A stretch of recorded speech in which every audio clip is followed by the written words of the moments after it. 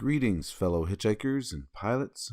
Today we're taking a look at the captured record of the leader of Arboria, Anemone Velouria Hazirach, and also known as Emmy, so I might just call her Emmy for ease of pronunciation. This captured record is a little bit muddled.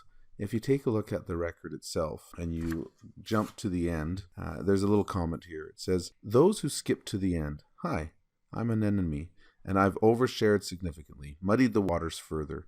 But if you can weed it out, Fitting with Arboria, the nature, the plants, there's an element of weeds as well, an element of falsehood within this story. With that being said, then there's a good chance that I have misunderstood or I have chosen a few of the sections that aren't necessarily fully true in my summary here. But I hope that this summary acts as, for those that don't want to read or haven't had a chance to read the whole thing, or those that have read it and want to hear someone else's interpretation. This would be a nice audio summary of the story itself.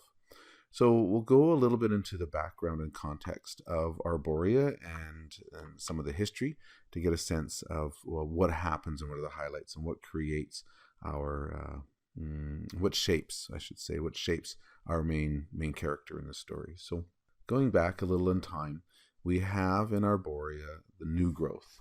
Now, new growth is the tree, is a sort of large tree. New growth was where Arborians lived for as long as life is, a tall, swaying lord tree that seemed to scrape the sun and flatten out like it gobbled up candy since day one. Now, candy is, I think, a little bit of a reference to another character. So we have Emmy, and then we have this main character, another main character who she calls Sugar, which is the writhing emerald, which we find is the large gemstone that lives or exists below new growth.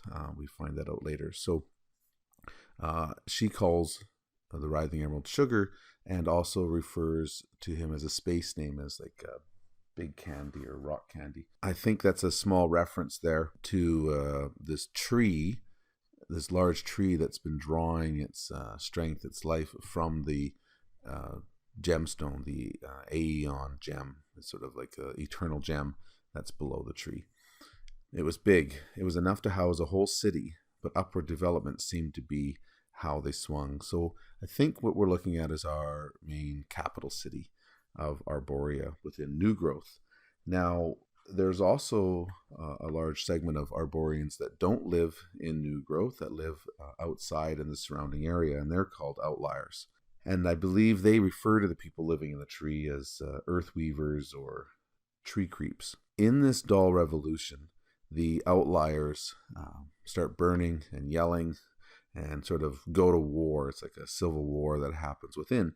And whereas the people that are living in the tree, they're more quiet, keep to themselves, they're reserved, shut-ins as they're called in the story here.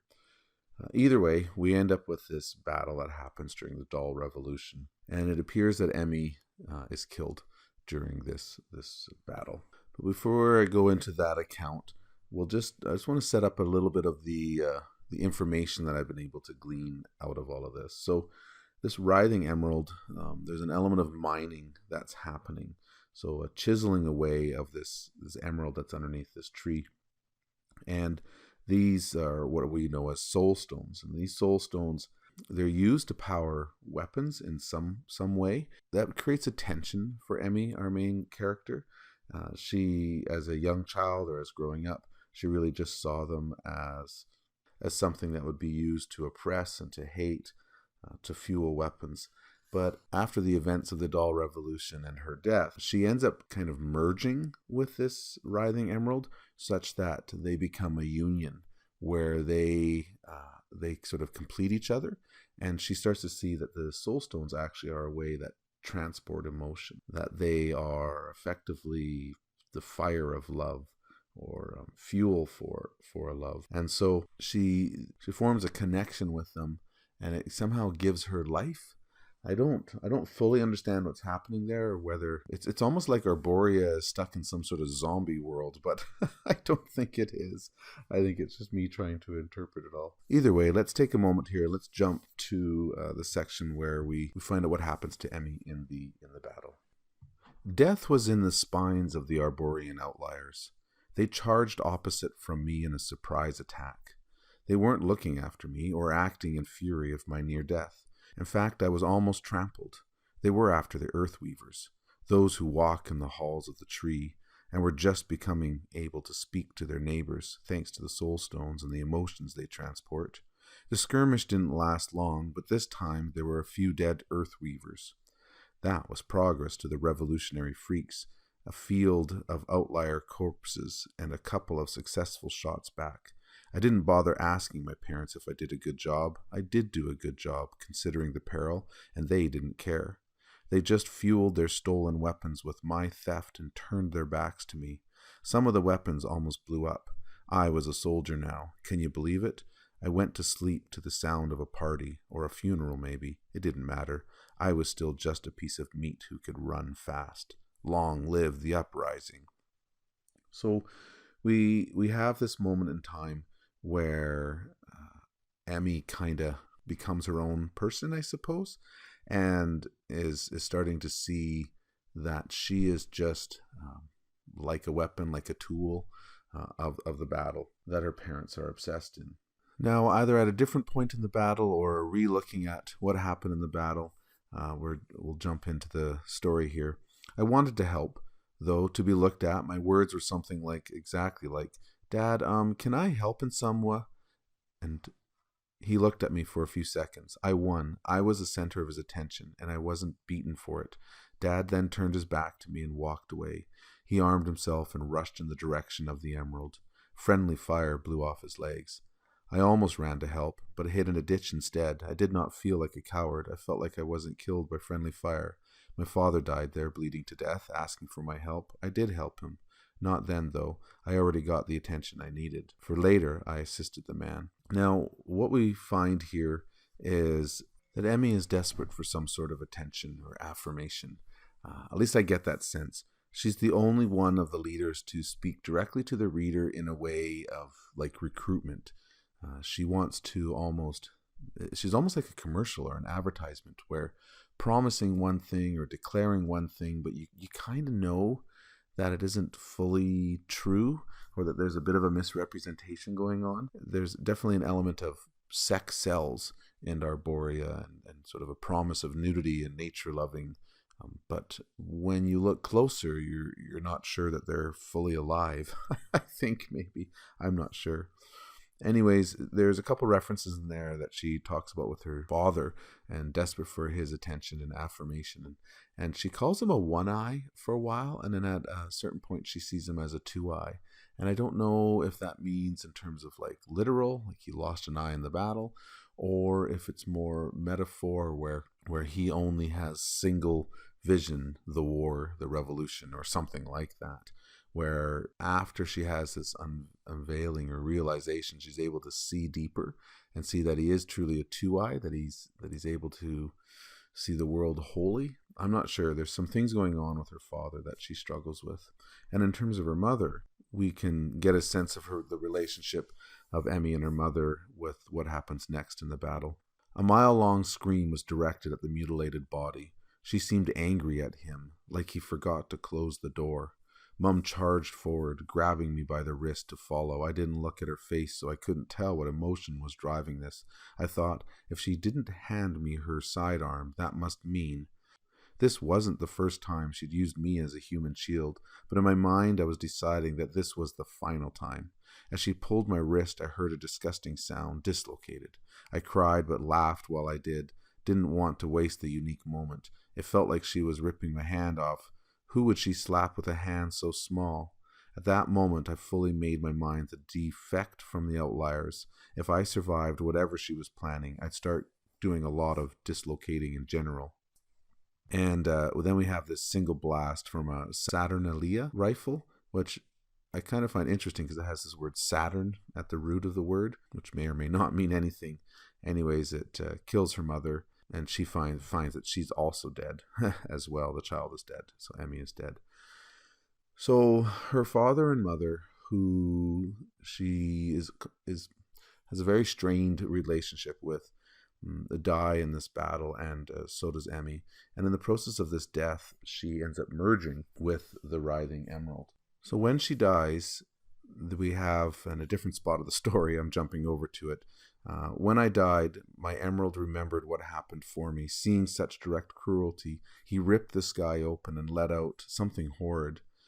Time went forward and back. The oceans flooded Eld and dried out in micro moments. Dogs went to heaven, pigs went to hell. The writhing emerald went to me, allowing this creature of a shadow, what the caretakers call Archon, allowing it to drill its brain-dipped tongue through me in sugar, skewing us as Arboria had a black and pink seizure.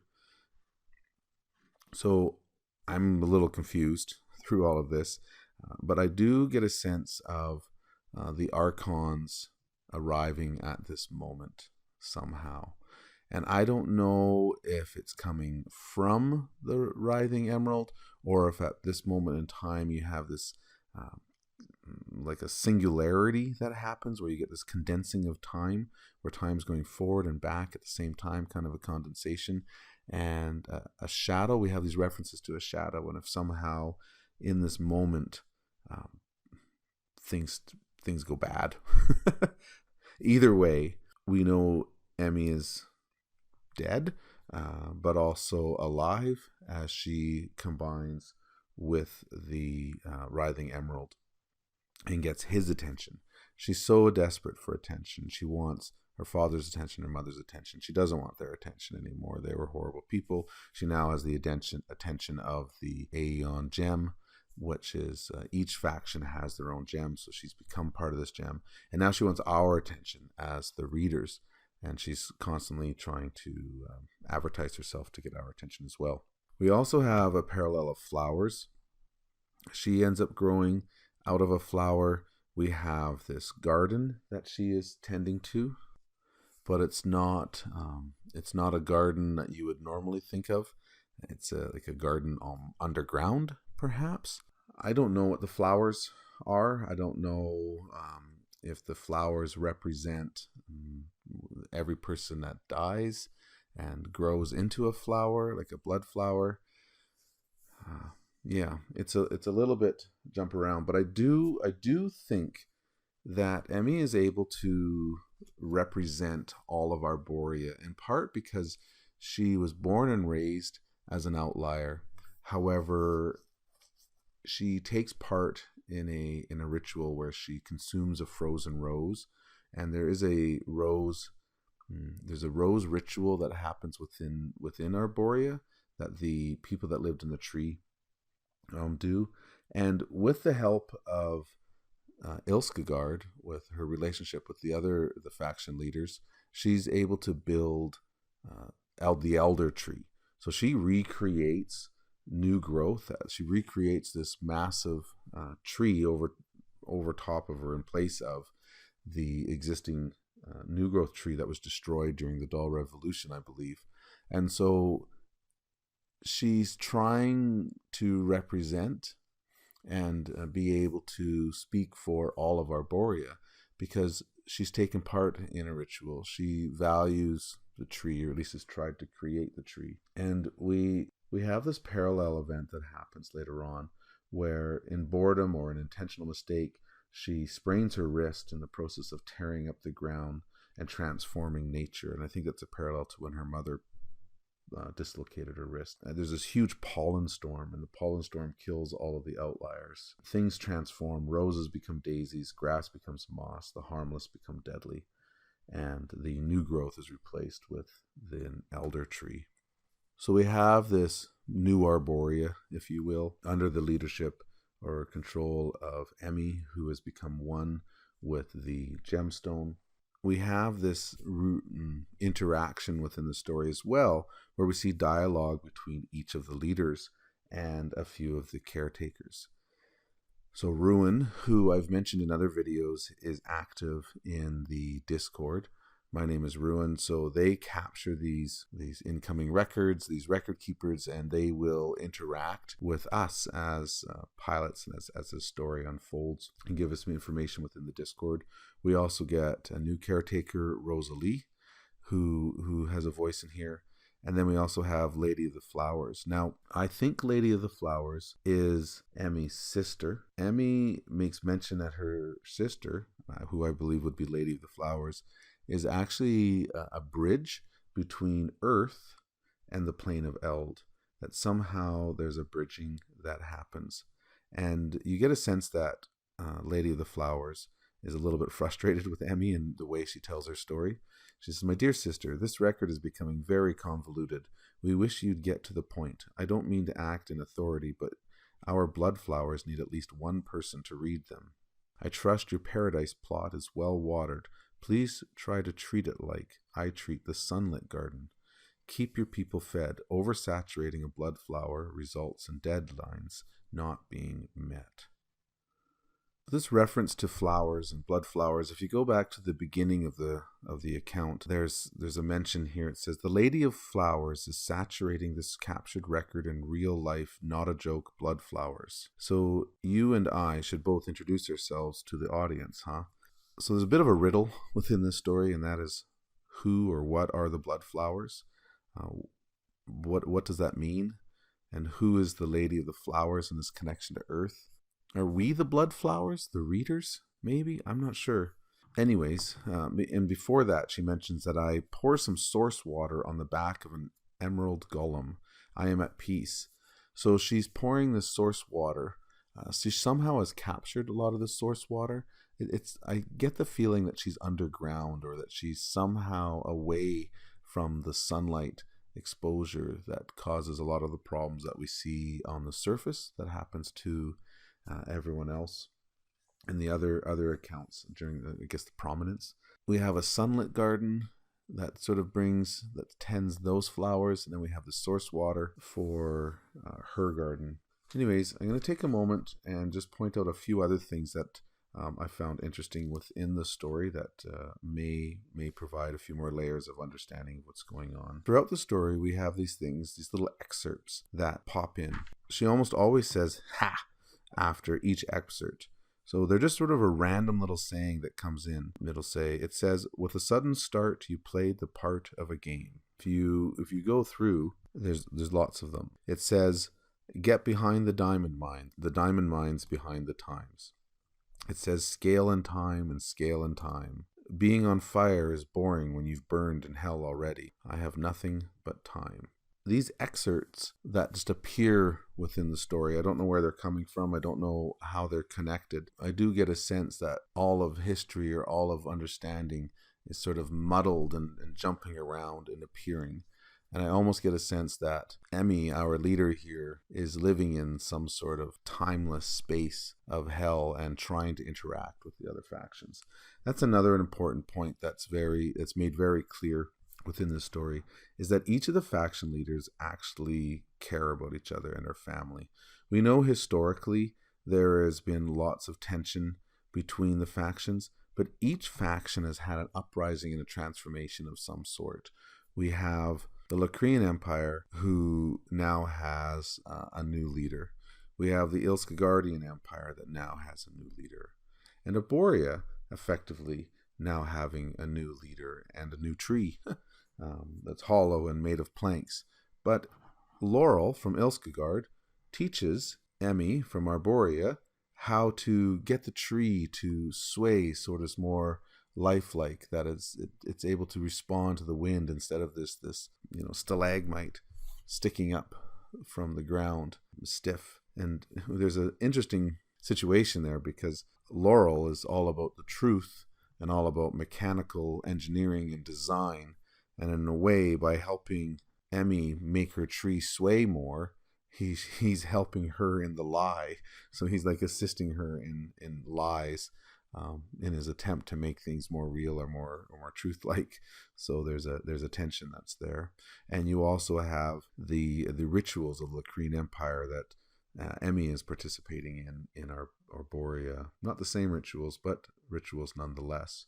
In the middle of the story, or towards the end of the story, you actually have these leaders interacting with each other. And so while Emmy is talking to us, you get this interruption into the story. It says, "Aeon Gem emergency intervention. Incoming contact from the Caretaker Club. patching in. Please hold. We have the three major factions, and we have the three major gems that go with them. It makes me wonder if there are minor gems or minor factions, if they're called major gems. But anyways, and we have this dialogue, this conversation that's happening, and then we have these interruptions. We have Caretaker Rosalie saying, "Anemone, are you feeling okay?" And she points out, people keep asking me for that for some reason. And we have Lady of the Flowers intervening and asking some questions. We have Caretaker Ruin coming in and asking and making comments. We also have Princess Yanni intervening. What's the point of that, dear? That you're really good at making unreadable records. Last time I spoke to Ruin, he made the proclamation that your last one required so much editing that he went into a fury. We also have High Hammer Hailson intervening and talking to her. They are all connected, all of these leaders, and they're communicating with each other, and they're supporting each other, and they're helping each other. They are like a family, essentially, which I think is really important for Emmy, because she is so yearning to be part of something, to be part of a family, to be connected. So the Locrian Empire has the Lunar Ruby, and that's where there's some reference to about the being a lunatic and impacted by the lunar cycles that Emmy references. But anyways, the Locrian Empire has the Lunar Ruby. Ilskagard has the Steadfast Sapphire. Arboria has the Writhing Emerald. So each one has a major gem. Each faction is chiseling away and taking from those gems, and those gems are able to continue to produce. Each of these pieces of the gem are soul stones, and each faction is relying on this gem in order to power their Solarbots or other things that they're using it for, their weapons, their variety of things. But something unique in Arboria is that we have this really tight relationship between Emmy and Arboria's gemstone, such that they have become one. They are like a union, and she gives voice in a way to the gemstone, and she provides life. When she talks about her tombstone, she has an interesting statement here. Gem Feeder Priestess of the Arborian Earth Weavers, Anemone Velouria Hazirach will be the name chiseled on my tombstone. A couple things I find interesting about this in closing comments is that she doesn't say outliers. She says earth weavers. She doesn't say tree creepers. So I think, again, she's representing sort of a unification of the Arborian people, where she's representing both sides. She was born an outlier, and she lives an earth weaver. Through both the Frozen Rose ritual and through her union with the Writhing Emerald, which all of them depend on. I did a little bit of looking. So Velouria, this middle name, the only other reference I could find was this wolf cub from Fire Emblem. So I was like, maybe there's a connection there, maybe not. There's a lot of information, I think, coming from her name. I do hope that was somewhat clarifying and not too muddled. Maybe I need to revisit all of it. I might be way off base on a few of these things, but lots of metaphor, lots of things going on. I look forward to unraveling some of these mysteries in my mind, in particular, who are the blood flowers and what is happening within these gardens. With that note, take care, keep track of your towels, don't panic. Look forward to connecting with you next time and seeing any comments or feedback that you have down below.